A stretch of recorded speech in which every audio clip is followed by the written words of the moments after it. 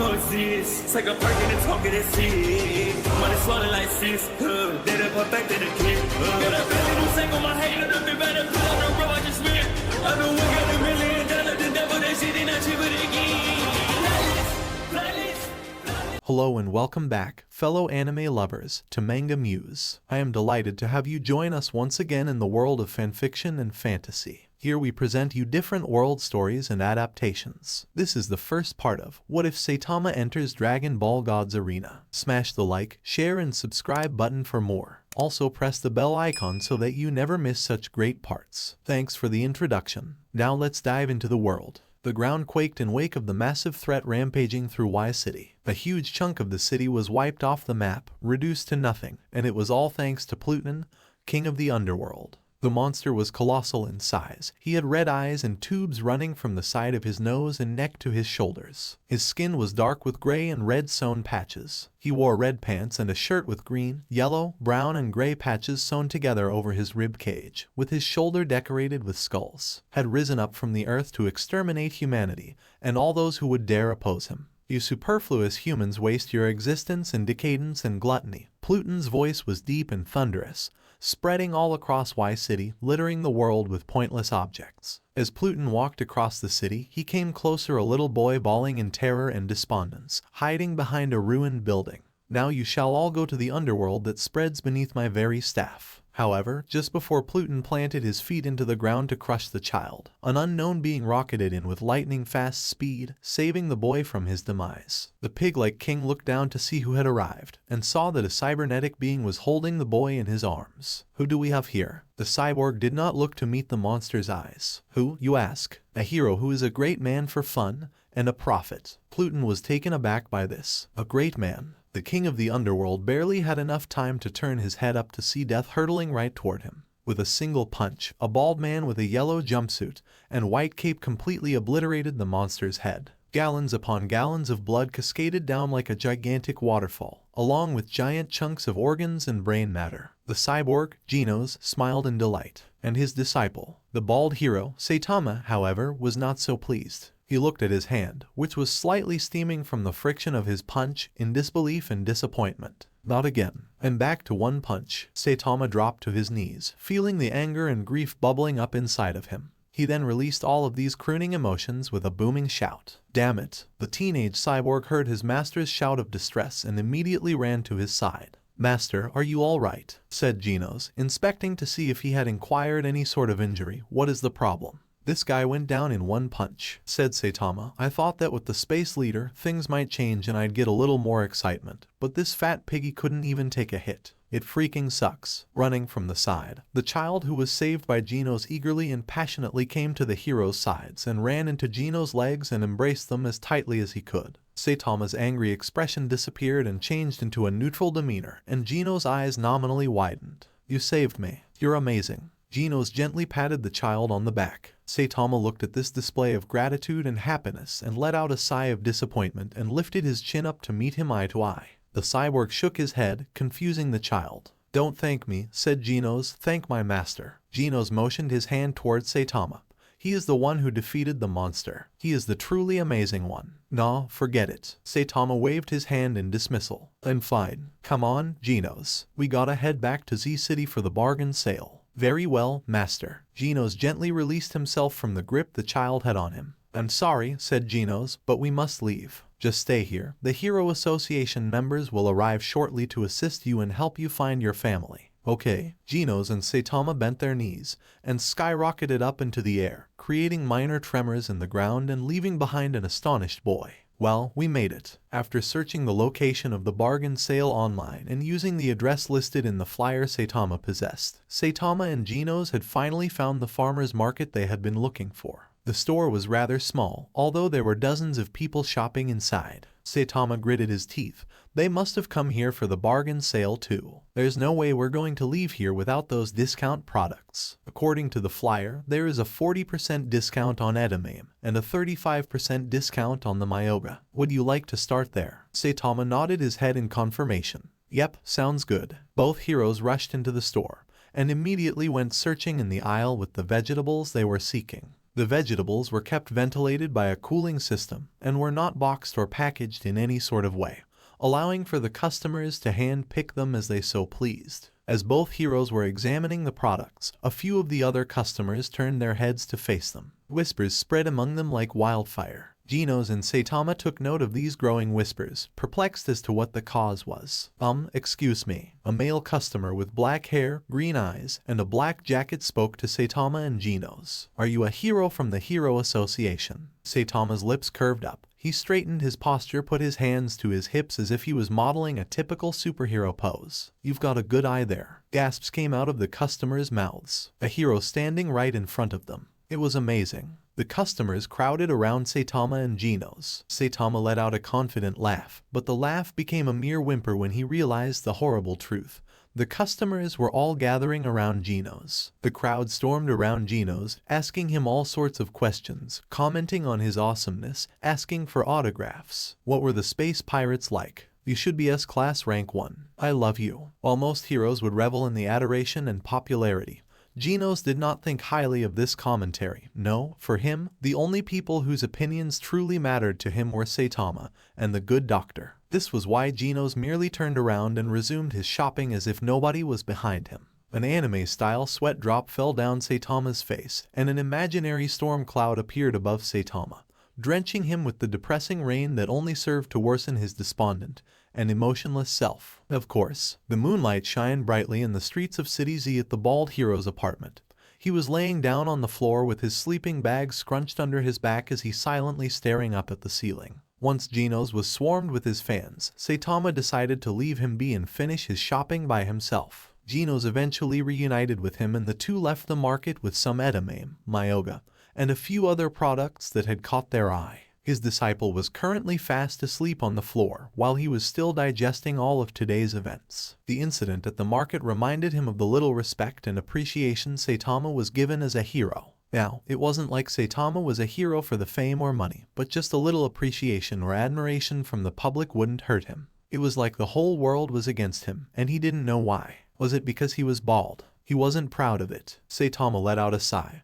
Despite the annoyance of the lack of appreciation, that paled in comparison to his self-existential crisis. That feeling of depression and lifelessness that had begun ever since he started his training was only growing within him. The desire to face a worthy opponent was more present than ever. How come there weren't any other monsters like Boros? At least he could take a punch. Why couldn't there be someone out there in the universe who could give him the challenge he needed? Where were they? I guess I can only dream. Out in the deep, obsidian black breaches of the cosmos, a large, circular-shaped ship was flying through space. Inside of this ship, a being of extraordinary power was quietly at the helm of his ship, sitting in his hover chair and taking in the vast emptiness of space. Standing at his sides were his two top henchmen, Zarbon and Dodoria, while their master indulged himself in his wine tasting. The Emperor of the Universe, Lord Frieza, was feeling rather jovial at the moment. The past few years were years of unparalleled growth and progress for him. He had acquired over 100 planets, which only served to both boost his wealth and increase the number of soldiers in his army. One of the only threats that ever posed a danger to him was taken care of 25 years ago when he destroyed planet Vegeta and almost the entire Saiyan race. He had to admit, the legend managed to make him a little nervous, but he had easily taken care of the situation. He also made sure only 2 Saiyans remained, Vegeta, the Prince of Saiyans, and Nappa, the General of the Saiyan Army. Things were looking better than ever, and nothing would ever change that. Lord Frieza, Zarbon, and Dodoria turned around to see a foot soldier standing in attention, out of breath and appearing distressed. What is the meaning of this? You know better than to interrupt Lord Frieza in the middle of his wine tasting. The foot soldier dropped his knee to the ground and bowed his head down in respect. My deepest apologies, your lordship, but I have urgent news. I see. Frieza put his glass of wine down and turned his hover chair around until he was but a foot away from the soldier. Very well then. What news do you have? Our scouts have confirmed that Lord Boros is dead. What? Frieza's calm demeanor shifted into malevolent anger, eliciting a jump of terror from the foot soldier, and widened eyes from Zarbon and Dodoria. How is this possible? How did he die? The foot soldier found it difficult to regain his voice, as his entire body was shaking from terror, and his heart was threatening to jump up his throat. VEFF found out that an unknown warrior defeated him in battle on a planet somewhere in the southern part of the galaxy. Frieza snarled at the memory of that pathetic excuse for a dominator. A few decades ago, Boros had been a major thorn in his empire, constantly raiding supplies from several of his planets, killing off his soldiers, destroying some of his military bases. At first, Frieza thought little of it and merely put a bounty on his head. Raditz, one of the only remaining Saiyans, had tried to capture him single-handedly like a complete fool, and he was utterly decimated by one of his henchmen, Melzargard. Frieza thought little of the loss, since Raditz was an extremely weak excuse for a Saiyan. But the line was drawn when Boros stole a huge shipment of Kachin, the most known durable substance in the universe and one of the rarest as well. It was at that point that Frieza knew he had to take matters into his own hands. So, he met Boros face to face on one of the moons of Frieza Planet 419, and the two of them engaged in a duel. Frieza had to admit, he was a rather powerful foe. He had to enter his final form in order to defeat him, although in the end, Boros was put on his knees. But just before Frieza had the chance to land the finishing blow, one of his henchmen used his psychic abilities and temporarily restrained him, allowing for Boros to escape. Boros had never been seen since, and he became a mere memory of the past. But if someone had the power to defeat Boros, then his power was truly something to behold. My lord, Frieza's train of thought was interrupted by Zarbon. I believe the smartest decision would to first send some more able-bodied scouts to the planet to do a proper inspection. Who knows, there might be some very valuable resources or powerful warriors that have eluded my grasp until now. Either way, I see no disadvantage. Zarbon immediately stood in attention. Yes, my lord. Inform Vegeta and Nappa that they will be sent on this mission too. Frieza looked at the soldier. What was this planet called again? The indigenous people call it Earth. Inform them they will be sent to Earth on a track and report mission. Understood. Zarbon immediately sprinted out of the door, making haste and following his master's command. Frieza rotated his hover chair back towards the cosmos, a small smile splitting across his face. This will be very interesting. The cool air vented through the antique air conditioner, just barely giving the caped Baldy enough insulation to cool his body. His alarm clock blared exponentially at the moment the hour hand hit 7. Like all the predecessors before this clock, it was utterly destroyed by Saitama's fist. Saitama grudgingly opened his eyes, upset that his stupid alarm clock was halting his beauty sleep, but knowing he'd sleep another 4 hours if it wasn't there. Rubbing his head and scratching his ass, he lazily rose from his bed. Yawning with fatigue as his crusty hands rubbed at his eyes, his senses were heightened at the aroma of freshly brewing eggs in his kitchen. I could sure use some scrambled eggs. As if his prayers were answered, he saw Genos working at the oven, his right hand replaced with a whisk and his left hand adjusting the temperature of his oven. Those eggs are looking good, Genos. The disciple's cooking was interrupted at his master's voice. Genos performed a 90-degree turn, bowing his head in respect to his master. Yes, master. I have prepared them with tomato slices and paprika, just how you like it done. Saitama beamed, a rare expression he lost in exchange for his power. For Saitama, although Genos' pestering got on his nerves every now and then, his cooking was phenomenal. And his utilitarian tools he attached to his body to clean around the apartment were actually really helpful for tidying up his tiny abode. Cool. So are they done yet? Genos quickly nodded in confirmation. With the speed of sound, the young cyborg prepared the table, catching even Saitama off with the unexpected increase of speed. Wow, Genos. If you used that kind of speed in battle, you'd make it to rank 5 in no time. Genos' face slightly flushed at this praise from his master. Thank you, master. Wasting no time. Saitama plopped himself dead center of his chair as he voraciously looked at his meal. Let's dig in then. Eagerly complying, the two heroes feasted themselves on the delicious feast before them. However, just as Saitama dug his fork into a heap of scrambled eggs and was about to put it in his mouth, a strange sensation shot through his brain. His bland expression turned into that of a serious tone, as his brows slightly scrunched in confusion. What was this feeling coming over him? He couldn't put his finger on it, but he swore it was as if his body was telling him something was coming.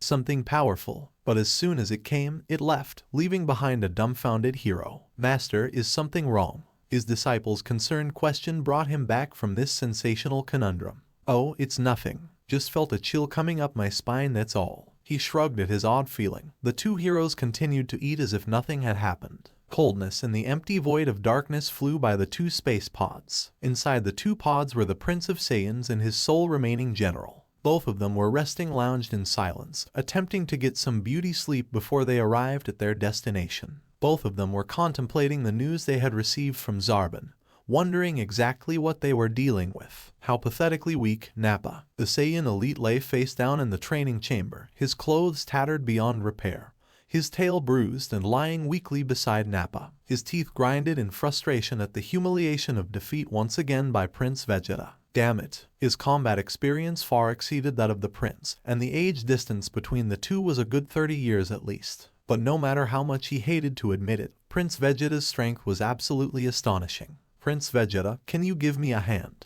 Nappa hesitantly reached his right arm for Vegeta's support. Vegeta, standing cross-armed with a scowl on his face, extended his right arm and grabbed hold of Nappa's hand. Thank you. Nappa realized his mistake when he noticed Vegeta's scowl shift to a smirk. Wrong choice, Nappa. Vegeta began to spin Nappa around and around like a children's toy. Nappa's eyes widened at the feeling his limp body being swung around like a monkey's plaything. Prince Vegeta finished his courtesy call by slamming Nappa as hard as he could into the steel wall. The Saiyan general coughed up blood. The smell of his blood and the taste of defeat in his mouth only heightened his shame at losing to Vegeta once again.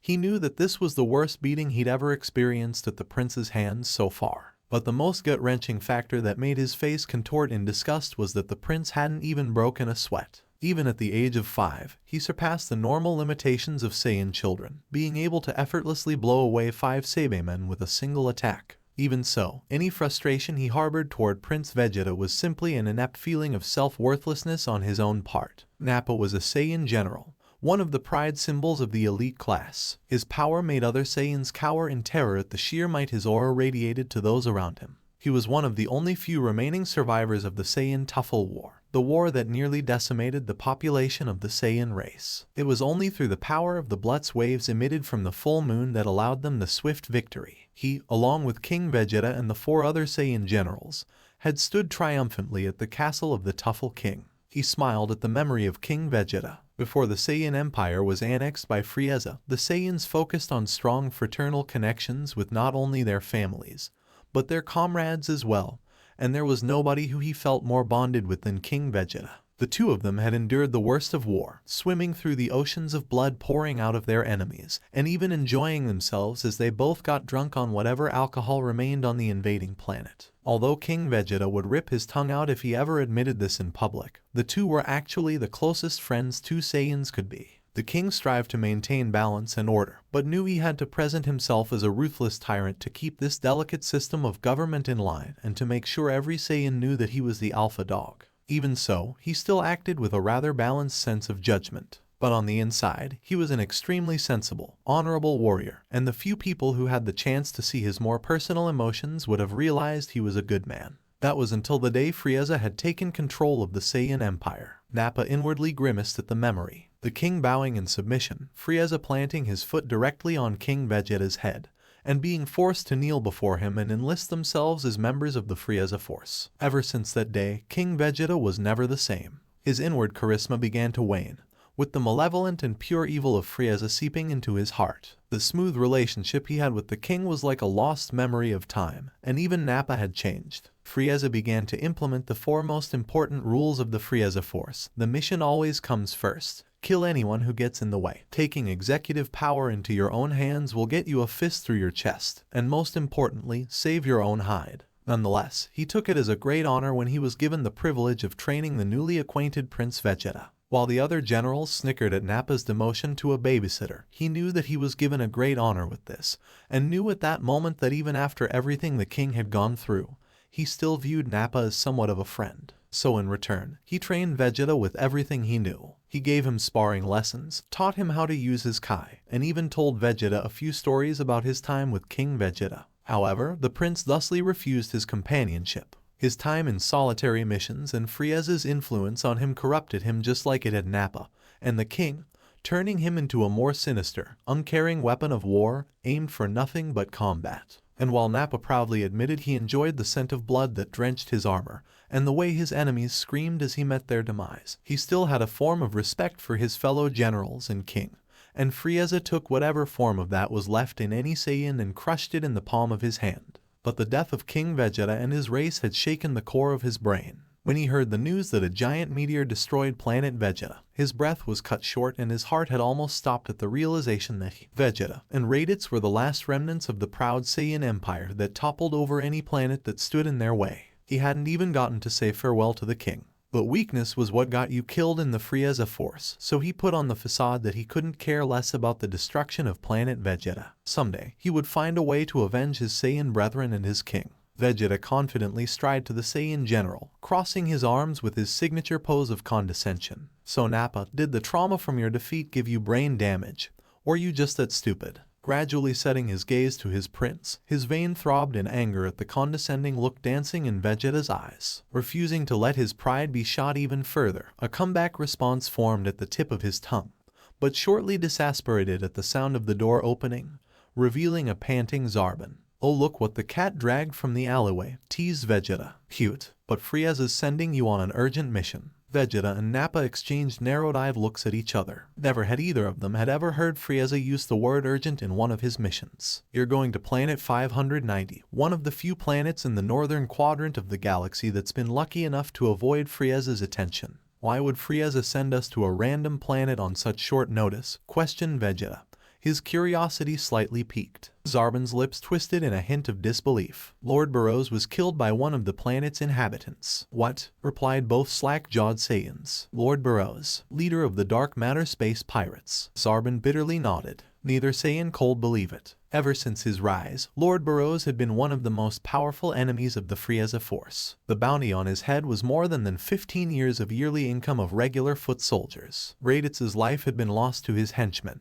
And while any fighter would see that Raditz was a disgrace of a Saiyan warrior, it was still no small task to defeat a Saiyan, with apparent ease no less. Did the scouts pick up on who killed him? Pestered Vegeta. No, your mission is simple. Find the highest power level on the planet, defeat him and prepare for Frieza's arrival. You'll be monitored throughout the entire operation, just to make sure neither of you monkeys pulls a fast one. Both Saiyans sneered. You're too kind. Your pods will be ready in 30 minutes, just so you can have some time to clean up. Nappa, you're a mess. Clean your shit up. Nappa shot Zarbon a look of hatred, but knew that he could do nothing to him in his current state, so he turned away in defiance. HMMPH. Arrogant apes. Those were his last words before he left, swishing his cape as he did so. Zarbon was right. Clean yourself up. Nappa scoffed, dragging his broken body to the Saiyan's private healing chamber. Vegeta spectated the pitiful display in disgust. What a weakling. How much time until our arrival, Vegeta? About 10 minutes. Nappa flexed his muscles inside the space pod, noting the increased strength he felt flowing through his entire body. You know, Prince, I actually have to thank you for that horrendous beating. Really? Why? Since you decided not to hold back, I got a huge big power boost from the royal beating.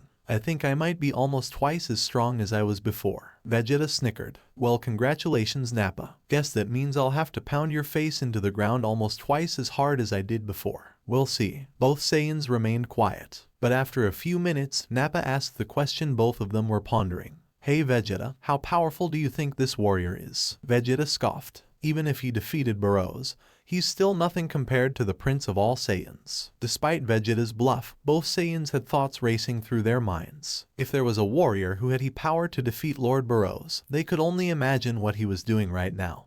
What kind of immensely difficult training he was doing. Hey genos, which do you think will last longer, the white meat of the dark meat? According to internet sources, white meat is usually said to have a longer expiration date. Nice. The caped Baldy and Demon Cyborg were inspecting through the local market, drifting through their daily purchases with a tedious attitude. Thursday sales almost always had the cheapest prices, but their selection wasn't diverse, leaving Saitama with either choosing crappy meals or expensive seafood. Unable to afford the luxury of seafood, Saitama grudgingly put the light meat in his shopping bag. Alright, maybe we should. Without warning, the same sensation shot through his spine, as if all his instincts were screaming at him, sending out danger signals. This didn't make any sense. He now realized that he had experienced this feeling to a smaller extent while fighting Boros. Master, Genos, we need to check the news. What is the matter? Now, before Genos could even respond, Saitama sprinted for home, leaving nothing but a trail of smoke behind him.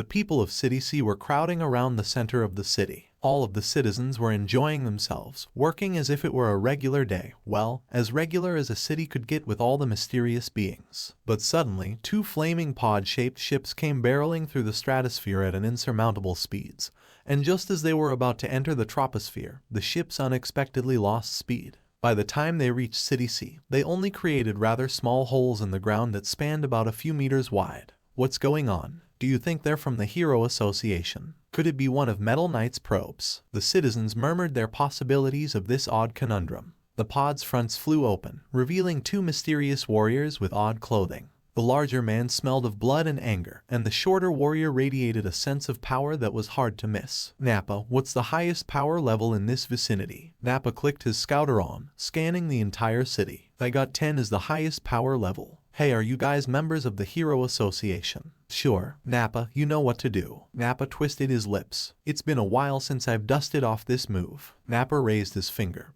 and the citizens didn't even have the time to realize their lives were coming to a bitter end. In a blinding flash, the entire city was evaporated within the blink of an eye. Nothing remained in the former city. Dust clouds stormed about, eerie silence plaguing everything around it. Every single person had been vaporized. Not a single block of concrete remained in this now desolate desert land. The 2 Saiyan warriors watched this with an indifferent attitude. Don't you think you overdid it a little, Nappa? I bet that's what Frieza said last night after Zarbon finished sucking his dick. Vegeta chuckled in amusement. Surprisingly quick. So do you think the strongest fighter on this planet will come? Vegeta surveyed the landscape, scoping out any possible energy levels or fighters approaching. But to his disappointment, nothing was approaching. I have a hunch that if we cause enough damage, the government of this planet will take action. And if we're lucky enough, this warrior will show himself. Smart thinking there, Prince. So, where should we go? If these inhabitants are as dim-witted as they appear to be, they'll take much greater notice if we continue our attack toward another highly populated area. Activating his scouter, Vegeta rotated his head to the left. He maliciously grinned when he discovered several thousand power levels gathered in one place. Well, Nappa, let's terminate an infestation. The Saiyan general twisted his lips. Happily, the caped Baldy crashed through his door, frantically searching for his TV remote. Master, what is it that you're sensing? Too absorbed in his search, Saitama didn't hear a word his disciple said. Saitama sighed in relief when he saw his remote hidden under his blanket on the floor, punching his fist in the air. Master, like before, Saitama's attention was too focused on flipping through channels to notice genos speaking. Master, Saitama looked at his disciple with a blank face. Huh? What exactly can you sense? Saitama met his disciple's gaze. Geno's eyes widened at the seriousness in his master's face, causing the wires in his muscles tighten reflexively in anxiety. It's hard to explain, but ever since I fought Boros, I've felt like I've gained an extra sense. Geno's face clearly showed he still didn't understand. I don't know how to say it, but... Saitama pinched the bridge of his nose in frustration, trying to find the best way to explain this anomaly. It's like I can sense the presence of beings, or at least powerful presences. I've never felt anything like this before. Even though my fight with Boros wasn't hard, I still had to use more power than I usually would against enemies, and it's as if something in me was awakened. Do you get me? Genos placed his fingers on his chin in deep thought. Master Saitama's perspective of this odd ability was without a doubt an unusual ability. Interesting. So you say you can sense the presence of other beings? Ooh, kinda. From what you've said, it appears that you've somehow managed to trace the energy levels of beings without the use of any hardware or technology. Saitama tilted his head in confusion. Huh? So you think that? We interrupt this program with breaking news. A broadcaster's voice blared from the television speakers, interrupting the hero's heated conversation. We've just received word that City C has been completely wiped off the face of the earth. The 2 heroes gasped. The city was wiped off the planet. The duo looked at each other with nervous glares. Could Master Saitama have predicted this with this new ability? No mysterious beings were spotted in the area, so it is implied that whatever mysterious being committed this atrocity has either left the scene or is rather small in size. The Hero Association has classified whatever beings caused this as dragon-level threat, and citizens in the neighboring cities of City A, B, D, and you are to evacuate immediately. Wait, what's this? It appears that the Hero Association has determined the location of these mysterious beings, and they have already sent in Stinger, Lightning Max, and Death Gatling to combat the creature. The Hero Association has requested the assistance of any S-class heroes who are nearby to assist in the situation. Saitama's dull face changed to a much more serious demeanor. Those heroes aren't going to survive. It wasn't like he was attached or anything to those heroes, but he was just stating the obvious based on what he was sensing. Geno's eyes widened. Are you sure of this, Master? What I felt was something on a completely different level of any A-class heroes. We have to go. Genos nodded in confirmation, but something bothered him about this. Through the few months he had spent with Master, he was rarely if not ever this serious about a threat. If Master Saitama felt this grave about a mysterious being, then it was entirely possible this being had the capabilities of nationwide,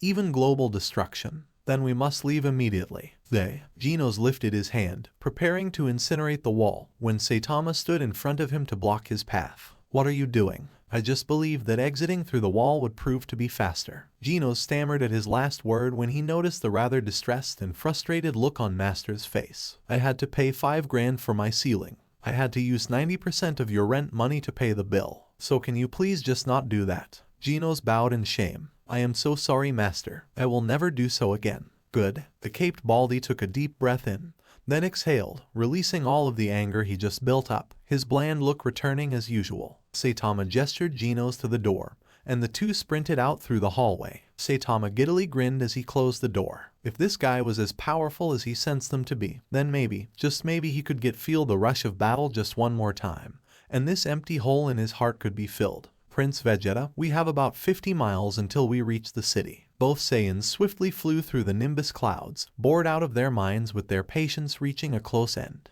Good. This planet is so boring. I can't believe somebody could have defeated Boros when they live in a planet with such light gravity. Whined Nappa. Suddenly, Vegeta's scouter began beeping out of nowhere, with Nappa's scouter following suit. Well. It looks like we have some lowlifes who want to interrupt our hunt. Do you think we should bother? Questioned Nappa. Let's humor them, then show them an exit to their pitiful existence with a one-way ticket to hell, replied Vegeta. Both Saiyans erupted in a short chorus of laughter. If there was one thing both of them could happily agree on, it was when they taunted their kill. So where should we set up our shop? Vegeta scouted the area, preferably a rocky for entertainment purposes. He pointed to flat grassland littered with tall rock formations. Both Saiyans grinned and quickly flew over to the soon-to-be arena. As the two Saiyans touched down, they looked around to see if there were any signs of life heading toward them. But so far, the place was devoid of life. So, do you think they'll show up? If they won't, then we'll have to entertain ourselves by destroying the next cities over. You two, stop right there. The two Saiyans looked over their shoulders to see 3 oddly dressed humanoids staring at them with hateful eyes. And just who the hell are you two supposed to be? Stinger stepped in front of the other two A-class heroes, his chin held up high and his chest pumped up with confidence. I'm Stinger, an A-class hero rank 10, but for you, I'm your def. Vegeta laughed at this human's egotistic demeanor. Oh really? I can't imagine a warrior with a power level of. Vegeta focused his scouter on Stinger and let loose a gasp of slight shock.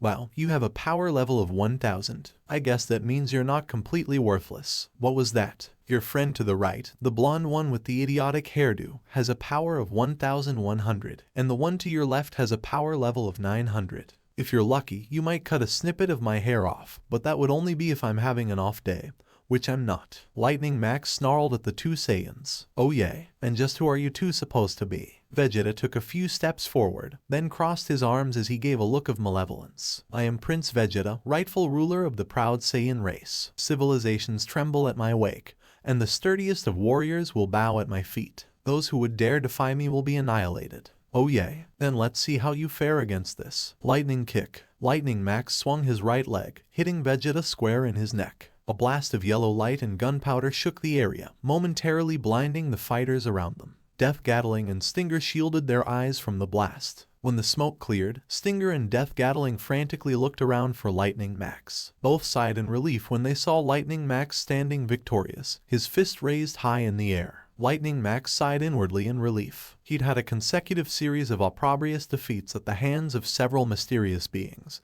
and he'd begin doubting whether his abilities were still worthy of a class. Looks like he still had some fighting skill left in him. Not bad, Lightning Max. Nice job, man. Both heroes gave their compliments to the fellow A-class hero. Lightning Max looked over to Nappa. Looks like the Prince of Saiyans isn't so mighty now. How weak. Using toys to finish your work. All three heroes gasped in horror. The mysterious being was still standing, smirking in delight with his arms crossed, as if he hadn't even been hit at all. Damn it, not again. The two heroes gasped again when they saw Lightning Max drop to the ground, clasping his hands over his head with utter fear. Why couldn't he finish the job? Or his abilities truly that inadequate in the face of these mysterious beings? Tears threatened to fall from his eyes, but his instincts told him to hold them in, so his instincts and emotions were batting each other, trying to win over one another, both the pain stemming from his gut and the swirling feelings of frustration close to bubbling to the surface. Nappa, these heroes aren't worth the trouble. Look at the pitiful way they grovel on the ground in the face of a stronger enemy. Let's have some fun with them and plant the Saitama.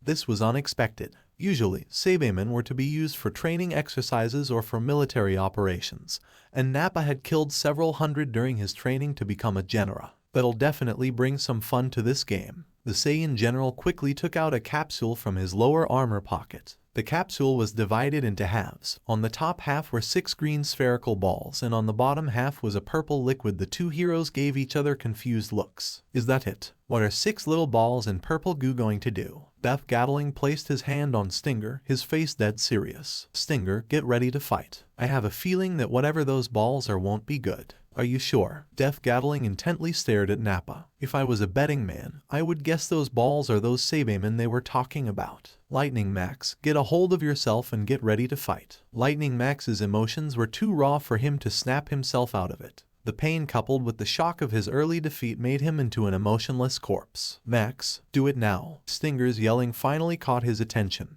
and he looked at his A-class comrades. Realizing the looks on their faces were serious, the fallen hero slapped himself in the face. Sorry about that. He took a deep breath to compose himself, then quickly rejoined the other two A-class heroes, assuming a fighting stance as he did so. Vegeta enigmatically smiled. A smart observation. Looks like you're not as stupid as you look. Yes, you're correct. Those green balls, as you call them, are much more than they appear. Now you boys sit back and watch the freak show unfold. The three heroes were quivering in fear as they saw 6 green blobs creeping out the ground. Each one of them were paralyzed with fear, unable to stop the Saitama from harvesting themselves. Their skin was sickly green, with blood-red eyes gleaming evilly at the heroes. Veins popped out of their lime-green skulls, and with their pointed ears, each of them looked like a demented elf, twisted and molded into abominations of nature. But the thing that was most frightening was their sinister, tormenting laughs. The three heroes stepped back, the mere cackling of these monstrosities sending shivers up their spines. Death Gatling was the first to recover from the mind-numbing shock. What the hell are those things? Vegeta twisted his lips into a crooked smile, more than pleased to see the look of pure terror amidst their faces. Those are Saitama.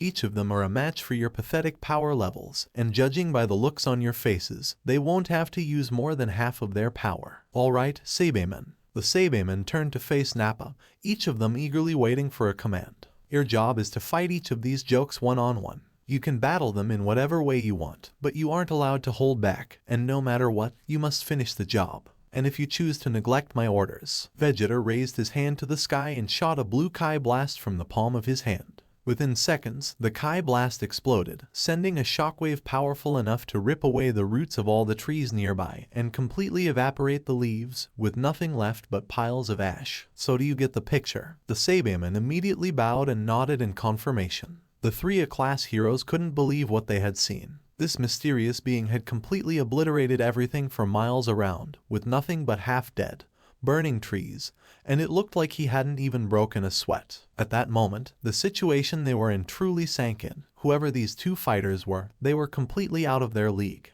The only thing they could do is buy enough time for the S-class heroes to arrive and pray that the S-class heroes would stand a chance. Well, at least these Saitama didn't look as intimidating. Sure, they looked like mutant baby monsters, but besides that, nothing particularly powerful emanated from them.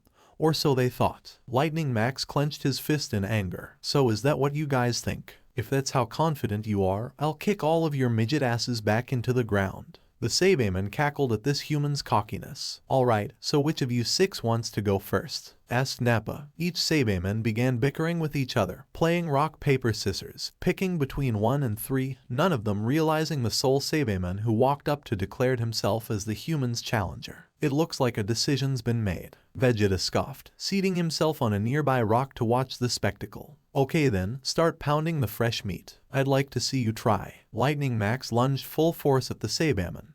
The sole of his sneaker aimed straight for the Saibaman's forehead. Die. But to Lightning Max's surprise, the Saibaman was gone. Lightning Max hectically searched around for the Saibaman, desperately wondering how the little devil had eluded him so quickly. Lightning Max didn't even have the time to register the Saibaman's fist planting itself in his stomach, tearing the layer of fat and muscles with its sheer force.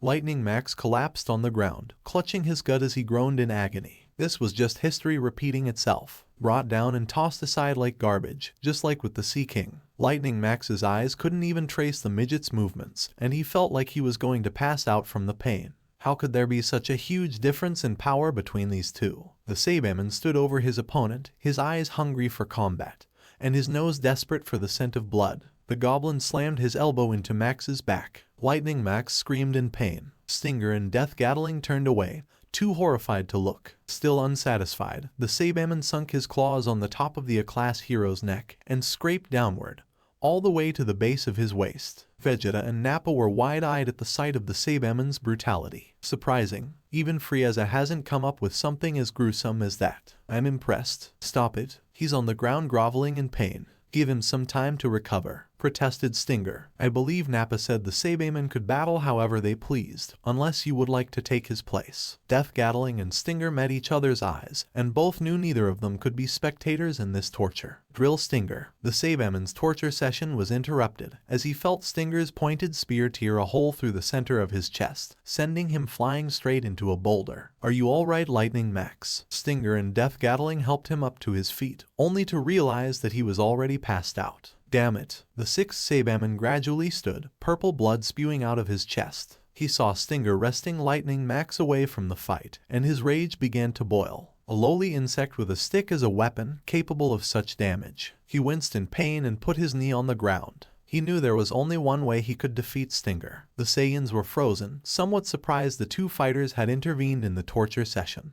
Vegeta simply shook his head in disappointment. There was a reason why these things were grown in a test tube, and he shouldn't have expected them to hold their own against a fighter with a power level of 16-0. Vegeta thought about eliminating the Saibaman for its failure, but decided against it, believing a slow, humiliating death would be a much better punishment. "Well, if they're going to interrupt the match, then the rest of you can join in as well." Just as the 5 Saibaman were about to pounce on their prey, the 6th Saibaman who was injured jumped onto Stinger, wrapping himself around his arms and waist so he couldn't use his spear. "Hey, what are you doing? Get off." Stinger frantically tried to release himself from the hold, squirming, kicking, even biting, but nothing could loosen the Saibaman's iron grip. Stinger's eyes widened when he saw the Saibaman illuminating. What was the Saibaman doing? Stinger looked at Death Gatling with pleaful eyes, and Death Gatling watched in horror as the Saibaman exploded right in front of his eyes. A huge ball of fire and energy burst from the explosion, blinding everyone around them.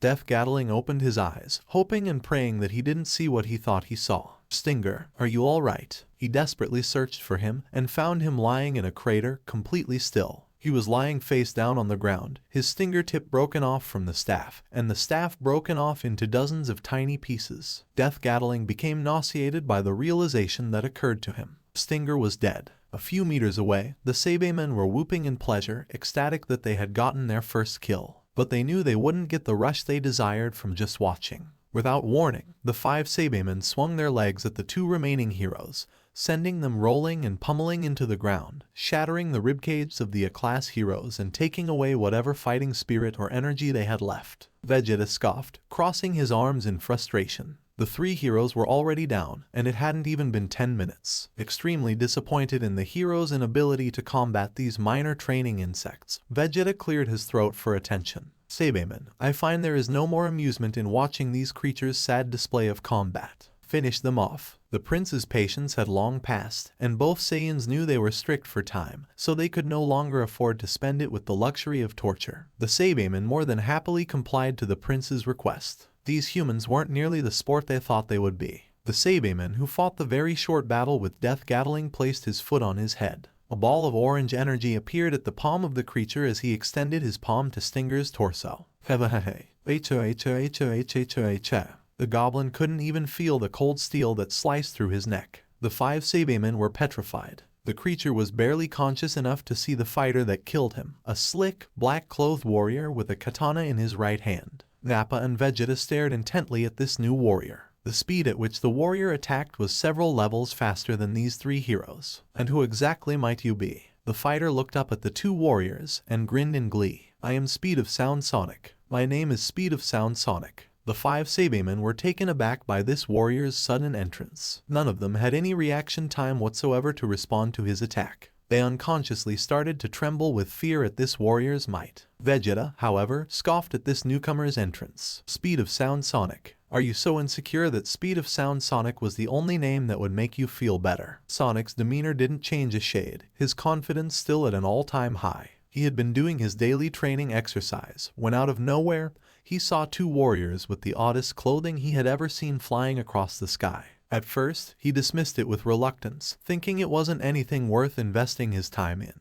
But his interest peaked when he saw a flashing light radiating about 20 miles from where he was. When he arrived, he saw 3 fighters huddled in fright and the 2 other warriors crossing their arms in a condescending manner. He almost vomited his lunch when those 6 grotesque creatures emerged from the ground with malevolent smiles plastered on their faces. He was about to intervene and wipe those smirks off their faces, but stopped himself when the Saiyaman began to fight one of the heroes he had seen lying unconscious before against the Deep Sea King. Sonic shook his head in disappointment when the hero quickly fell prey to the little gremlin. Still waiting for the opportune moment, Sonic continued to spectate the battle and watch this abysmal duel unfold. But even Sonic had a shock factor. And that factor was reached when he saw the Saiyaman detonated himself along with another hero who had fought the Deep Sea King. But he always believed luck was merely training met with opportunity, and he finally found the perfect opportunity to strike when the Saiyaman was distracted with the 3rd hero, and sliced through his neck just as he had done with many others before him. Nappa didn't like to admit it, but he was rather surprised with this newbie's arrival. His eyes had some difficulty tracking this freak ninja's movements, and none of the Saiyamen registered it either. Vegeta had noted Nappa's difficulty with tracking his movements as well, so out of curiosity, Vegeta checked Sonic's energy level, and his eyes nominally widened. Nappa, this fighter's a breed above the others. His power level is 8,000. What? Nappa and the 5 Saiyamen turned to Vegeta in disbelief. Had they heard him correctly? 8,000? The deadly ninja smirked in confidence, assuming from the looks on their faces that the number 8,000 on whatever measuring system they used was a number they weren't used to fighting.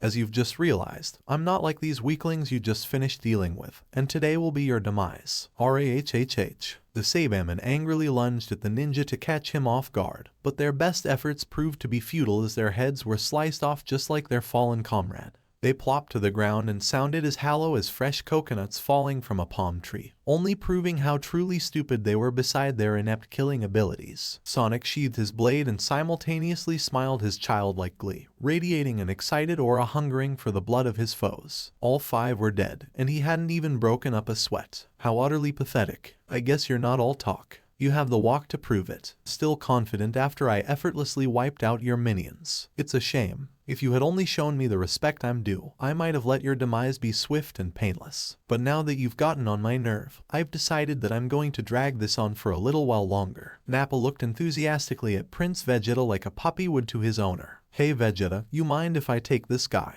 He looks as thin as a toothpick. I could land one punch and he'd be coughing up blood. Oh, is that so? Sonic clasped his arms behind his body. Well, in that case, why don't you prove it, tough guy? Let's see what the mighty Saiyan General as you call yourself can do against a deadly ninja assassin such as myself. Nappa's eyes were waiting the prince's command to engage. Vegeta waved his hand through the air and closed his eyes in boredom. Go right ahead. Kick this little smartass into the ground. The last battle with the Saiyamen was far too short. Let's see if this one will prove more entertaining. Nappa fisted the air in triumph. Yes, first, I'll take my scouter off. Don't want Frieza and his 2 wretch men to bug me about it. The Saiyan briskly took his scouter off and placed it next to Vegeta for safekeeping. Alright, Speed of Sound Sonic. Behold the wrath of the Saiyan elite. His aura flickered, and then he allowed his Kai to explode from his body, the bright yellow aura consuming everything around him. In less than a moment notice, the Saiyan general shouted and released his pent-up energy, shaking the landscape and the earth itself. Sonic almost lost his footing from the shock waves stemming from his foe. How is this possible? How can there be a person with the energy to shake the ground like it's loose sand?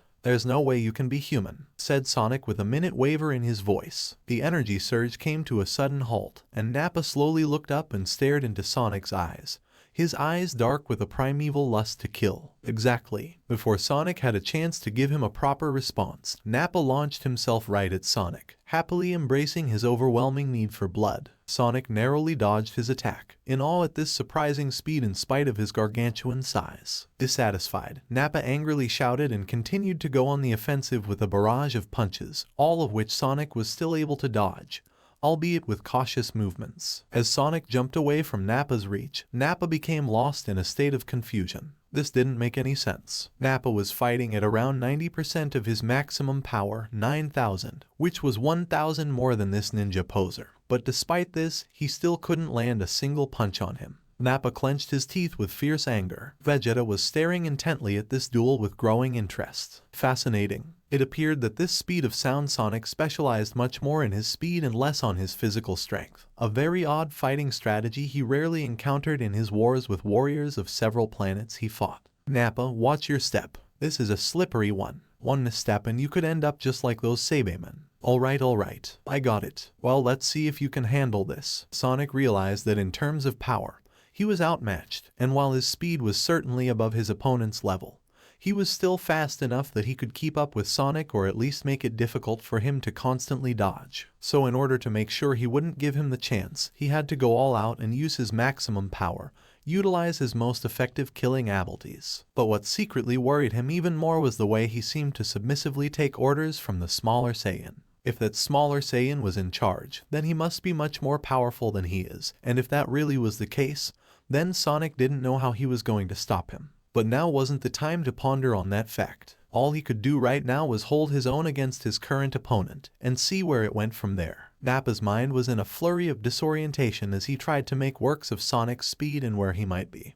But all he could see was blurs of his form. No, what he saw was multiple copies of him, spanning all around him. He couldn't tell whether they were actual copies, or if these were simply his afterimages. What kind of technique was this? Sonic felt proud of himself. The force behind Sonic's speed and increased training regimen clearly showed, as the ground was torn apart and rocks smashed wherever he landed. He had planned to use this new technique against Saitama, but he guessed that now was as good a time as ever. Sonic smirked in delight, his splintered confidence now contently reforming when he saw Nappa's face twisted in confusion and irritation. What's the matter? With all your macho talk, can't the mighty Saiyan general keep up with my inferior speed? Shut your mouth. How dare you talk to an elite like that? I'm the production of one of the mightiest races in the universe, and combined with the genes of my Saiyan ancestors, that makes me the ultimate Saiyan general. How can a worm like you ever comprehend such merit? You talk too much. Sonic used that moment of self-indulgence to strike.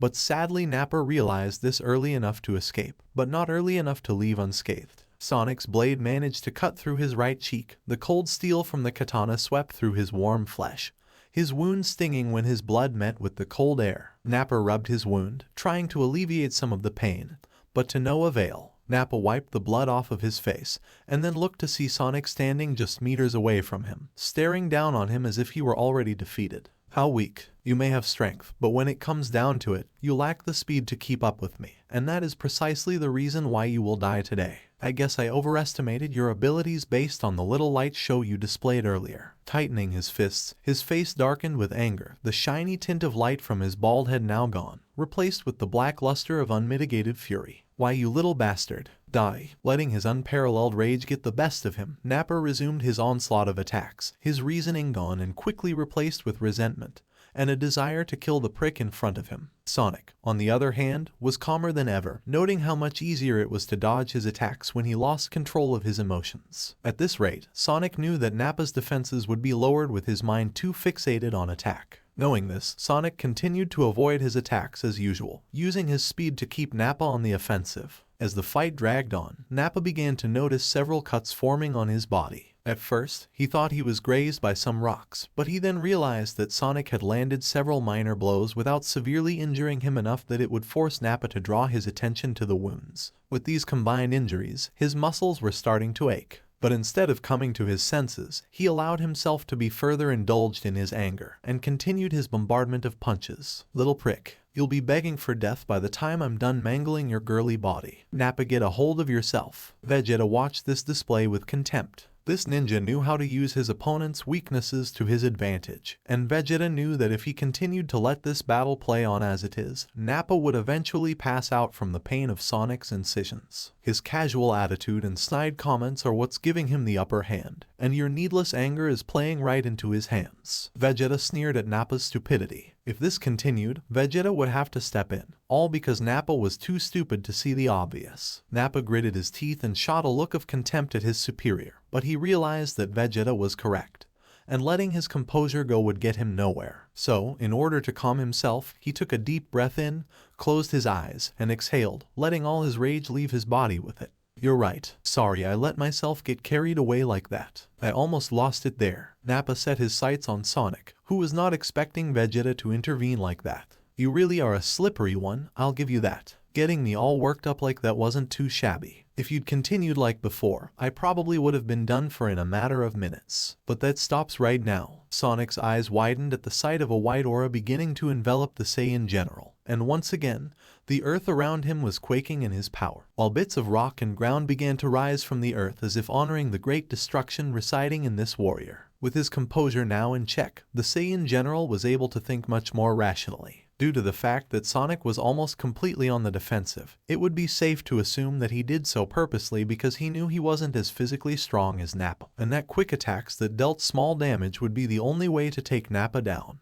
But there was no way Nappa would give him that chance again. With his body now surrounded by his aura, he assumed a fighting pose similar to Sonic. Let's start round 2, shall we? The second round begun with Nappa lunging for Sonic, his demeanor much more refined. This wasn't good. Sonic was having a much more difficult time avoiding his attacks, and with every punch, they got closer and closer to making contact. It appeared that when Nappa was calm, his skills became much more honed, a problem Sonic didn't know how to solve instantaneously. He thought about insulting him, but it appeared that Nappa had already learned to be unaffected by Sonic's insults, and if Sonic didn't focus entirely on avoiding his attacks, he could slip up and get a punch to the gut. He simply didn't even have enough time to counterattack, to return the blows with his katana. Sonic's luck quickly ran out when Nappa struck him with a strong right kick to his chest, which Sonic didn't have time to either block or dodge. The force of the attack sent Sonic pummeling back, and he was only just able to stop himself from colliding with the rock by propelling his feet forward against the rock to mitigate the force of the blow. How do you like that, pretty boy?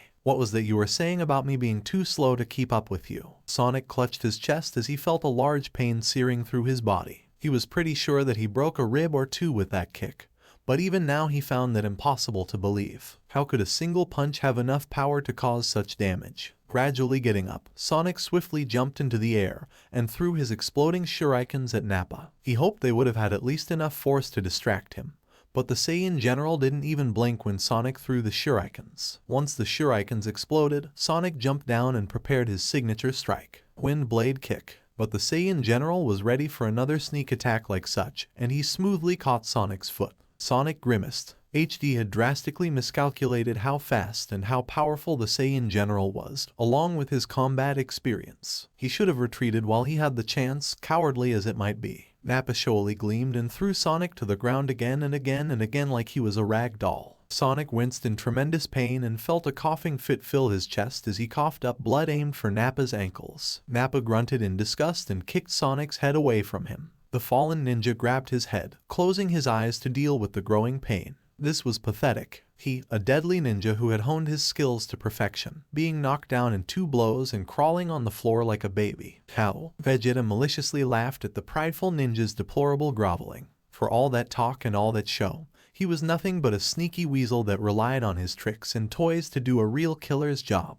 He had to admit, he actually thought Sonic might have ended Nappa's life, but now that he was witnessing Sonic's actual power and its flaws, there was no doubt in his mind Nappa was already the victor. Desiring for more humiliation, Nappa seized the fallen ninja by the face. "Now look who's the pathetic one. It's you arrogant shithead." Forcefully throwing the beaten rag doll to a large boulder, the boulder shattered, leaving Sonic buried under a frenzy of broken rocks and high-altitude dust clouds. Too battered and broken to fight back, Sonic laid there barely conscious, filled with nothing but a deep sense of indignity at his defeat. Even after all his training, there was still somebody who was worlds ahead of his strength, and there wasn't anything he could do about it. He was wrong. Today would be his demise, not Nappa's. Nappa casually strode over to his opponent, elated to see the warrior's barely conscious body and droopy eyes. "Looks like you're all tapped out, kid. Since you landed a few scratches on me, I figure that you at least deserve the honor of having your measly life ended with my ultimate technique." Nappa threw Sonic into the air, soon starting to gather all of his Kai into his throat, the bright yellow aura shimmering around his body and in his throat as well as he channeled the energy. The Saiyan prince snickered. "The only technique that's a good use for your mouth. Breaker cannon. Incinerate." Vegeta looked to his right,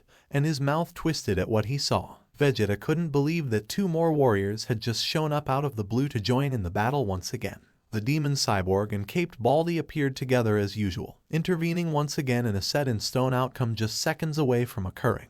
A clash between two beams of energy ensued. Nappa's breaker cannon and Genos' incineration cannons collided, both warriors unwilling to surrender in this ongoing struggle. It appeared this engagement had another spectator, as the illustrious caped Baldy was standing blank-faced and arms crossed just a few dozen meters away from the collision. He had noticed Sonic's lifeless form and caught him midair just in the nick of time before that beam had hit him. Now the fallen ninja lay unconscious beside Saitama. "Who the hell are these two clowns?" thought Vegeta out loud. Another combatant who had more or less power equal to Nappa's. How many more unexpected warriors would turn up to fight? The full brunt of these pulverizing blasts sparkled and sizzled in the sky, burning all the grass and trees until they were nothing but a pile of ash blowing into the wind, entering the nostrils of the four fighters. Nappa's senses were heightened, no livened, in this brawl between energies. Saitama stood rather impressed at his disciple's durability against this guy's power. Whoever he was, he certainly wasn't a pushover, that's for sure. He wanted to interfere, but he figured that it was high time he gave a chance for Genos to get some more training in.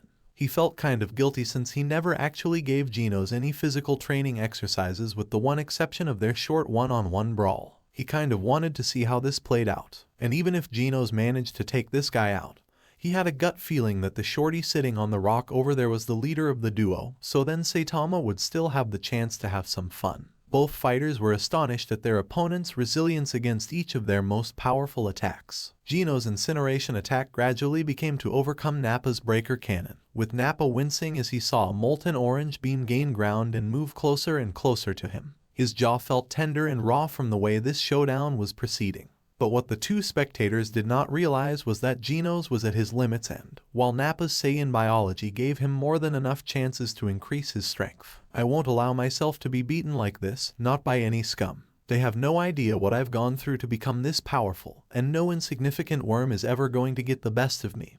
Not like this." So surging with new energy, Nappa channeled this energy and yelled, discharging at an alarming rate and putting everything he had into his ultimate technique. Genos' eyes widened in panic as he could almost feel the control of the battle turning over to the mysterious being, and he gasped in woe at the blue energy that started to envelop him, and it would have destroyed him had Saitama not pulled him away from the blast. Nappa's breaker cannon soared in the sky, breaking through the stratosphere and exiting the exosphere in a matter of seconds. As if timed, the energy blast exploded in space, illuminating not only the battlefield, but also the entire face of the planet. For a little while, the aftermath of the power struggle created huge clouds of dust, preventing anyone from seeing the outcome of the short-lived energy collision. Nappa cringed and grabbed his jaw. The last time he had been forced to use his ultimate attack like that was against King Vegeta in their intense brawl over 20 years ago. Not even the prince had ever chosen to clash with him this fiercely. At least the latecomer was dead, and he and the prince could search for the strongest fighter on this planet. "Come on, Prince Vegeta, let's go. We're done here." I wouldn't be so sure about that, Nappa. At first, Nappa didn't understand what he meant, but his question was answered when he saw the robotic-looking warrior laid down next to an idiotic-looking douche with the most retarded costume he had ever seen in his entire life. "Hey, who the fuck are you?" Saitama did nothing to acknowledge the bald general,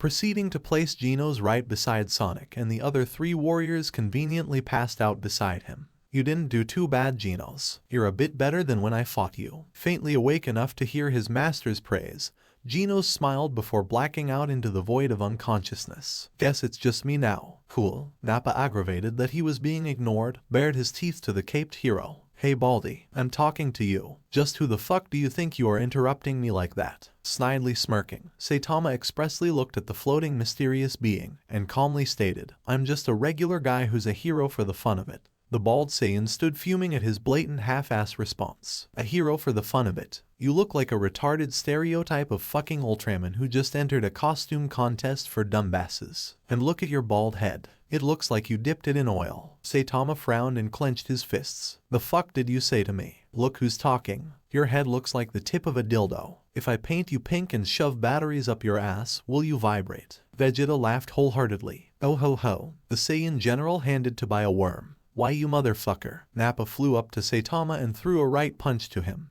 But Saitama smoothly dodged, his angry expression now faded. He vanished, then reappeared behind Saitama and swung a ferocious left kick, but Saitama effortlessly caught it and threw him straight through a rock formation. Vegeta uncrossed his arms and his smirk disappeared. Might as well check how powerful this idiot is. He clicked his scouter on and scanned the energy level of Saitama. But Vegeta's proud facade disappeared, and his heart fell down to the ground when he saw what his energy reading was at. No, this isn't possible. There's no way this can be right. The scouter exploded and burst into flames, the sheer power of this bald intruder too much to process. The Saiyan prince staggered back in complete and absolute fear. His eyes that were lit with scorching pride were now dampened to nothing but fear-drenched pupils of a whimpering dog. He eventually bumped into a large boulder and almost cowered and crawled to the floor like a child. But he would never forgive himself if he submitted like that. Nappa rubbed his head. That wasn't a good sign. Vegeta, can you tell me his power level? It's got to be some kind of trick, an illusion, the scouter's broken, anything. An anime-style sweat drop fell on Saitama's face. Ooh, are you alright? Vegeta. What's his power at? His power level? There's no way that can be right. Your scouter must be malfunctioning. Refusing to believe what his superior told him, Nappa sprinted over to his scouter, desperately hoping, no praying, that Vegeta's reading was wrong and that this baldy had a power level of 5. His prayers were unanswered, and Nappa's reading was exactly the same as Vegeta said. He quickly turned his scouter off so it wouldn't have enough time to explode from the gargantuan power level emitted by Saitama. No, not even a god could have this sort of power. His scouter fell to the ground, and he now replicated Vegeta's frightened position he had just moments ago. All the while, Saitama's eyes were narrowed at the way these jerk-offs were pissing in their pants. What the hell was their problem? Do you guys need to warm up or take a breather or something? Both Saiyans snarled with fury. What? I mean, you guys look like you're about to shit yourselves, so I'm letting you take a breather or whatever. I'll be waiting right here, said Saitama. Not a single feature changed on his face. Vegeta's fists were trembling with something in the middle of anger and fear. What kind of warrior would joke like this? The most infuriating part was that bored, bland expression on his face, as if the Prince of Saiyans wasn't worth the time. How dare you mock the Prince of Saiyans with your nonchalant attitude? With the way that this guy was bawling before, he was surprised when he came lashing straight for him. Aiming for his bald blank face, Vegeta ended up hitting air. His pride refusing to let himself retreat like a coward, Vegeta continued showering Saitama with a flurry of punches.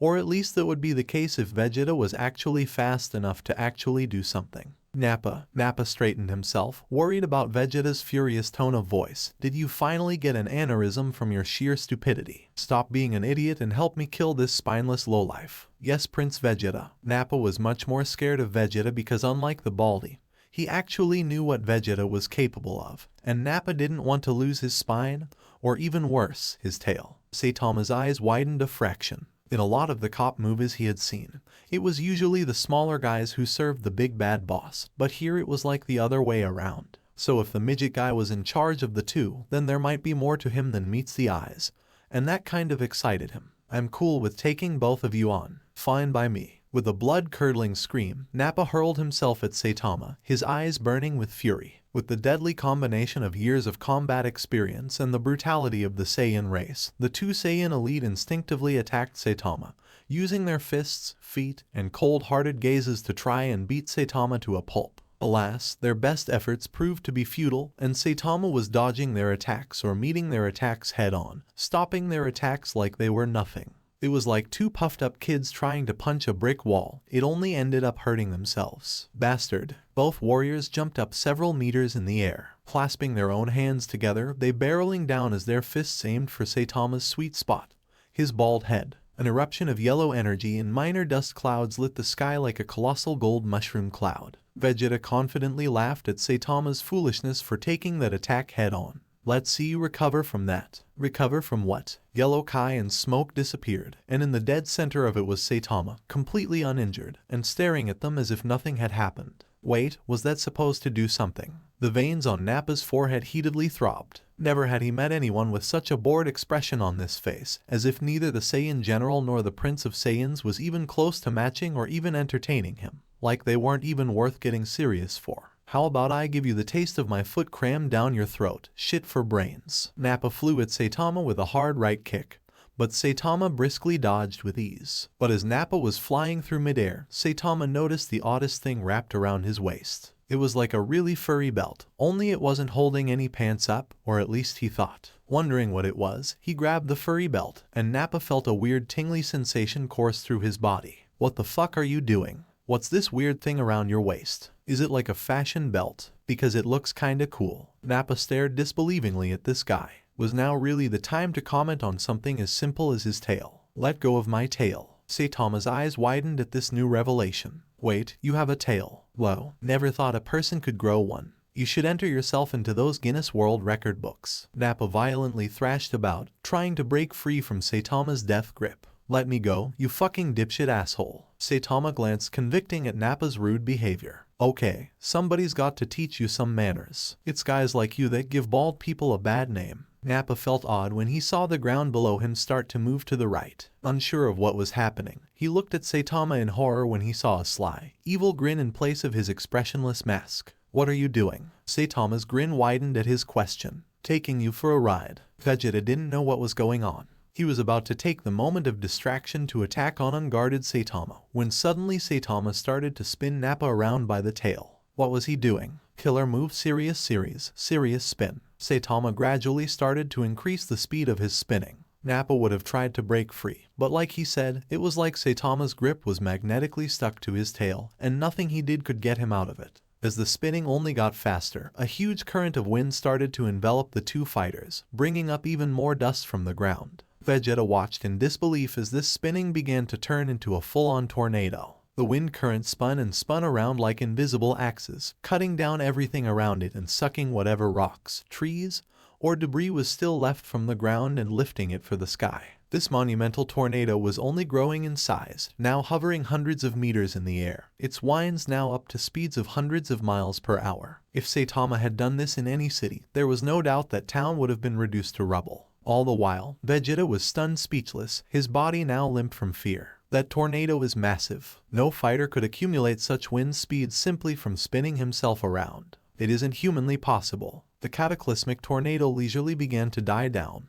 The hundreds of rocks and other debris swallowed up by the tornado fell to the ground with a thud. The smoke cleared, and Vegeta stood awe-stricken that Saitama was standing perfectly still, his hands still wrapped around Nappa's tail. Well, I hope that teaches you a lesson. Nappa's brain was still spinning circles. Are you alright? Saitama let go of Nappa's tail and put him upright on his feet to give him a breather, but Nappa immediately dropped to his knees as a spell of dizziness came rushing through his brain. Nappa, get a hold of yourself. The Saiyan general obeyed his prince and focusing solely on his legs, slowly got up on his 2 feet. However, this still proved to be useless. Nappa's senses were completely knocked out of sync, way out of whack with his body. He felt like his hands were attached to his feet, and that somehow the entire world was upside down and he was right side up. And to top it all off, his stomach wasn't feeling too comfortable with the little spin show, so in response, Nappa chucked up his entire morning breakfast and lunch. Saitama's face scrunched in slight disgust. Gross man. Vegeta was stammering, unable to believe what he was seeing. He dropped Nappa to his knees just by spinning him.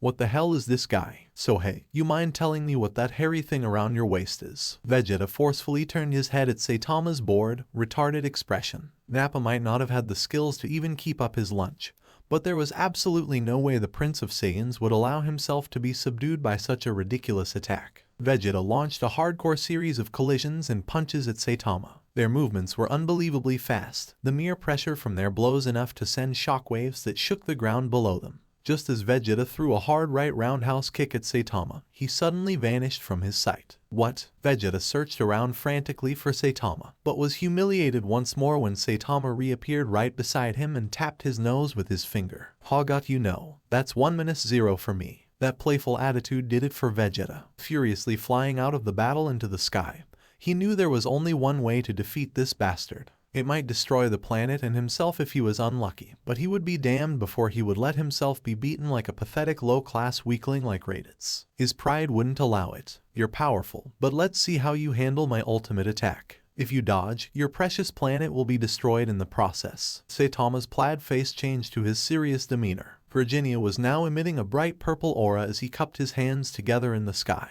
The ground was shaking all around him, something that Saitama didn't expect. It was a lot like when he fought Boros or whatever his name was, but his senses were telling him that this was going to be a lot weaker than when he fought Boros. Galick gun. Fire. A huge purple beam of energy was released from Vegeta's hands as he screamed in adrenaline-fueled fury. Saitama simply stood in his place, not at all worried about the attack heading for him, something that Vegeta noticed, making him even more furious. So he was still acting like he was nothing. He would regret his mistake right before he was turned into a pile of ash. "I don't think one of my serious series is needed to stop this thing. Sue, like this." Saitama lightly slapped at the energy wave, and like that, it was sent hurtling high up into the atmosphere and outer orbit. Vegeta's Galick gun exploded as it left the exosphere, lighting up the small portion of the planet they were fighting on. Vegeta was panting like a dog, his face still covered with dirt, and the blood from his one-sided battle. He swatted away my ultimate attack like he was swatting a mosquito. "How? Hey, I heard that. Me and mosquitoes don't get along too well either." Vegeta stammered. This fighter, he wasn't natural. The way he did everything with such apparent relaxation wasn't right. Vegeta didn't know what else he could do to stop him. But wait, Vegeta thought back to the way Saitama spun Nappa around, and that he was holding his tail. The tail, as if somehow responding to his thoughts, Nappa slowly and groggily pushed himself off of the ground, noticing Vegeta in the sky and more importantly, his hands. Did he use the Galick gun? That was his ultimate technique. He destroyed 3 planets at once with that attack, but Saitama was still standing there without a single scratch, not even a smudge on his outfit. "Nappa, I believe it's time we show this scum what we're truly capable of." "What are you?" Vegeta pointed at his tail, and Nappa's eyes widened as big as saucers. "You couldn't possibly mean." Vegeta clenched his teeth. Their great ape transformations was their most powerful transformation. Smashing city after city, stomping on warriors like they were stomping on sticks, the great ape transformation was something that the Saiyans, and more importantly, Frieza, had used to their advantage when taking over planets many times. But to use it on a single person, he hated having to use the Saiyans' transformation like this as a trump card. But Vegeta knew it was the only thing that could have even a remote chance of defeating this bald freak of nature. "Yes, we must transform." Nappa knew Vegeta must be desperate if he meant triggering the Great Ape transformation. Anybody who didn't know Vegeta wouldn't have understood what Nappa was talking about, but he raised Vegeta. As a child, he constantly persevered to break the limits of his body, refusing help from anyone but himself. In everything he ever did, he wanted to tackle it head-on with nobody's support, only relying on his keen instincts and honed fighting abilities. By transforming, he was thus sacrificing part of his pride by admitting he couldn't win in his regular state. "Very well, Prince Vegeta." Saitama was scratching his head in confusion. "What's going on?" Vegeta and Nappa maliciously grinned at Saitama. "After we're through with you, you're gonna be wishing you'd just bowed down in defeat." Saitama just stared at them blankly, still not getting what they were talking about. "Well, you see, we are 2 members of an elite class of an extinct warrior race, known across the universe as some of the most ruthless and powerful fighters in all of history. But what makes the Saiyan race like no other is our transformation. You see, when a full moon rises, the moon releases Blutz waves. Blutz waves. You see, when sunlight is bounced from the moon's surface, it causes a nominal shift in the size of the wavelength. And when the moon is full, their intensity is over 17 million Xenos. When we Saiyans are struck with these Blutz waves, we undergo a change, a metamorphosis if you will, that allows us to transform into gargantuan, unstoppable apes that destroy everything in sight. while in our great ape form, our power is increased to heights you couldn't possibly fathom. Saitama looked around at the sky to try and find the key component to their transformation. But there's no moon out. Vegeta and Nappa laughed in amusement. Thank you for telling us, we hadn't noticed. But luckily for you, us Saiyans of the highest elite, we have learned to create a satellite with the xeno emissions necessary to spark the change in our body, allowing us to access the transformation at any time. A pale white ball suddenly formed on Vegeta's right hand. Now prepare yourself to face the wrath of the Prince of Saiyans Inner Uzaru. You're going to be groveling in the dirt just begging for mercy by the time I'm through with you, said an overly excited Nappa. Vegeta craned his arm back in a kind of sideways pitcher stance, then chucked the ball high up into the sky. Vegeta and Nappa both looked at the ball in the sky, waiting for the transformation to begin. The Saiyans felt an abrupt surge of power in their bodies, and at that moment, they both knew the transformation had begun. Saitama was standing just meters away with his arms crossed and his tasteless expression apparent as always. Suddenly, the Saiyans' cold onyx eyes changed to a dark crimson red. They both started groaning and moaning as they gradually began to grow in size. Their faces, no, every part of their body, was starting to grow thick padded hair. Even their noses were oddly starting to change shape, elongating into a sort of snout. They screamed in what appeared to be agony as they grew to extraordinary heights, but nowhere near as tall as that one giant Saitama had punched in B-City. Their armors stretched with their clothes. I wish my suit could be that durable, said Saitama with palpable jealousy. The great apes breathed heavily once their transformation was finished. It had been a few months since they had dusted this transformation off. They forgot how painful it was if not used consistently. So, puny earthling, what do you think of our new transformation now? I imagine you'll want to be surrendering now that you truly understand the situation you're in. Our great ape states amplify our powers 10 times over, allowing us even more abilities you couldn't possibly fathom. All the while, you'll be worn down and be defeated by the sheer might of your Saiyan. Shut up. The great ape's eyes widened. That was the first he raised his voice to that extremity. Your voice sounds even more annoying now than it did before. It's gonna give me a migraine. Vegeta stood phased at first, but then let out a long and hefty laugh, putting his hands to his chest as he did so, trying to overcome the shaking fear in your heart with tough words. I'll have you shoving those words back into your mouth by the time I'm done with you. Before Saitama could say anything, Vegeta's foot slammed him straight down into the ground. Take the wrath of the Prince of Saiyans mighty Uzaru. Vegeta continued his attack with a barrage of punches. The pure force of his punches began to create a crater that only widened and deepened with every punch he threw. Vegeta now jumped up into the air and gathered all of the energy in his body now radiating his inner purple aura. Nappa stood in awe as Vegeta prepared his Gallic gun, no less in his great ape form.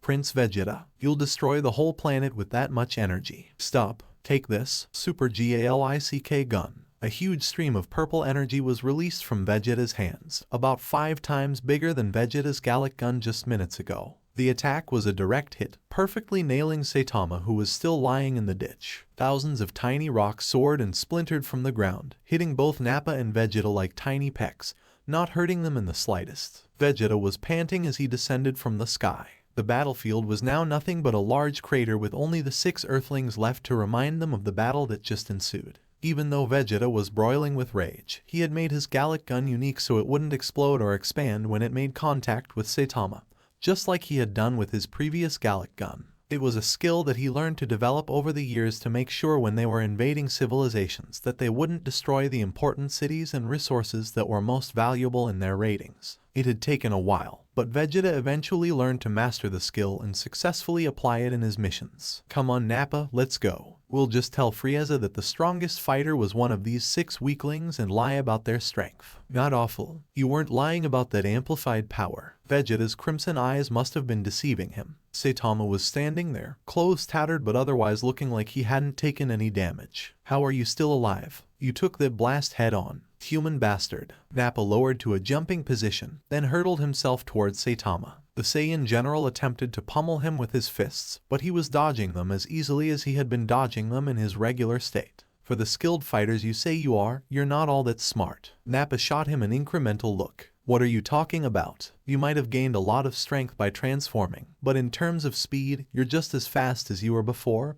if not even slower. Nappa's crimson eyes darkened even more to a blood-red shade. How dare you insult the fighting knowledge of the Saiyan general? I became a Saiyan prodigy before you were even toilet trained. Nappa gathered all of his Kai to his leg, and then swung a powerful right roundhouse kick at Saitama. But Saitama effortlessly caught his leg. No, impossible. Consecutive normal punches, said Saitama as a barrage of red-gloved fists attacked Nappa, sending him flying and crashing through boulders. Saitama inwardly sighed in relief. Normally, he wouldn't have tried to hold back as much against these monsters, but he wasn't really comfortable with killing regular people, even if they could change form. And from what they said, this ape change wasn't permanent, so he decided to take it back even more, just for him. Saitama stared at Vegeta, who was still reeling from the shock of having his super Gallic gun. He sighed in disappointment. Looks like my senses were wrong. These guys weren't nearly as good as I thought they would be. I should just end this now. And with that disappointing thought in mind, Saitama flew toward Great Ape Vegeta and hit him square in the nose with his fist. Vegeta screamed in agony as he clutched onto his now bleeding nose. Saitama knew that the stuck-up heroes probably wouldn't have been too happy if he spared these guys, so he came to the conclusion that if these guys were in human form, then maybe they would lay off of him for sparing them. He was scratching his head since he hadn't gotten that far ahead through the thought process, but then he remembered that short guy Vegeta, or whatever his name was, shot a weird white ball into the air. So if he was a guessing man, he would say that if that white ball was destroyed, then they might return to normal. The caped hero shrugged. Worth a shot. Saitama bent down, then shot himself high up into the air. He lazily searched for the white ball as he was soaring into the sky, when he finally found it flying all alone in the light blue sky. He flapped his arms to his side to try and get himself closer to the ball, until he was standing just inches away. Maybe if I just... Unsure of how to destroy it, he tried clapping it against his hands. In just a millisecond, the power ball was decimated by the power of Saitama's clap. The hero let out a tiny smile. It worked. Cool. He gradually began to descend from the sky, and while he was dropping down, he caught the two apes shrinking in size, their body hair sinking back into their bodies. While Saitama was slowly landing on the ground, Vegeta silently grabbed the remote hidden in his chest plate and called his space pod to his location. There was no chance of beating this warrior. He was simply too strong. There was no other way to put it. It was as if he was a god, untouchable by any mortal in existence. He had left Vegeta, the prince of the Saiyan Empire, broken, battered, swept aside like common trash, even in his most powerful state. Even when Vegeta unleashed his Gallic gun, his most powerful and devastating attack, Saitama had taken it like it was nothing but child's play. He was now forced to return to Frieza's ship in humiliating defeat. His space pod speedily landed in his location. Since Vegeta and Nappa hadn't ventured too far from their original location, their space pods were close enough to be called upon and quickly locate their coordinates almost instantly. Broken and decrepit, Vegeta crawled to his space pod, when his motions were interrupted by the sound of his Saiyan general. Vegeta, please, help me. The energy in his body had all but vanished. While Saitama's consecutive normal punches hadn't killed him, it had exhausted all the reserves of his strength, rendering him completely wiped out. He barely had the energy to grab the remote from his now ruined armor, so he turned to his Saiyan prince to help them escape.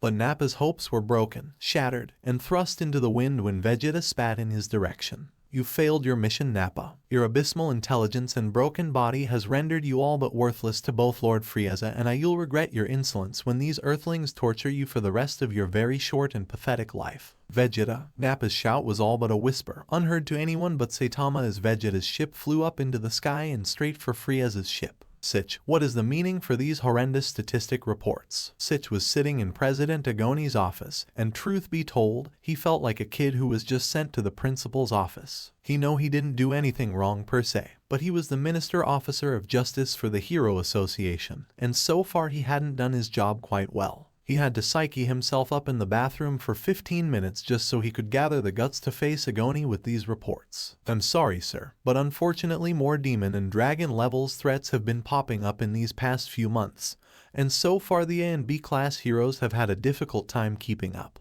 If that's the case, how can it be that the reaction time to call S-class heroes in is so limited? Sitch gulped. You see, sir, many of the S-class heroes are stubborn in the type of threat levels they deal with, and unfortunately many will neglect some demon-class threats and choose to ignore them. Agoni shot up from his chair and slammed his fist into the table. Well, get them in line then. It's not so simple as to get them in line. There isn't too much the Hero Association can do to change their minds, and given their extraordinary skill set, it's not like we can bully them or force them to fight the monsters they don't want to. And what of the property damages? My phones have been ringing off the hook with calls from lawyers threatening to sue for property damages, personal injury, and reckless endangerment of lives. According to these layouts, Tornado of Terror in particular has totaled up to $50 million in damages. This irresponsible manner of destroying the surrounding buildings is costing us not only millions of dollars, but it significantly hurts our reputation as well. I'm sorry, sir. Sitch didn't know what to say. He knew everything President Agoni was saying was right, but the prideful natures of the S-class heroes combined with the incompetence of many heroes in a through C-class made it nearly impossible to solve these important issues. Agoni sighed. It's all right. I understand your difficulty dealing with these matters. Agoni plopped back into his chair, slouching as he rubbed his eyes in exhaustion. I just don't know what to do with these many factors. What a disaster this is. It's times like these that part of me wishes my grandson had never been attacked by a mysterious being and I would have never come up with this ludicrous idea. Sitch stared at him quizzically. Sir, just remembering how my grandson had been saved from a mysterious being 3 years ago. Are you familiar with the story? Sitch nodded in confirmation. I am well aware of the story, sir. Yes, it's a shame that I never got to learn the identity of the stranger. Yes, rather unfortunate. I only wish some people were just as courageous as that man was. A staff member burst through the door, interrupting the conversation. President Agoni. Minister Sitch. I have urgent news. The man looked completely exhausted. His uniform was covered with sweat stains, and his breathing rate was rather high. What news do you bring? The man spoke in a raspy and shallow voice. We were looking through the belongings of fortune teller Shibabwa, and while looking through her room, we discovered a piece of paper hidden in her closet. And it was addressed to both of you at this exact date and this exact time. The two men held their breaths. It's the rest of her final prophecy. So alright folks, that's all for today. Stay tuned for part 2. Do subscribe, like and share for more such videos. Press the bell icon to be notified first on release. See you in the next video. Till then, goodbye.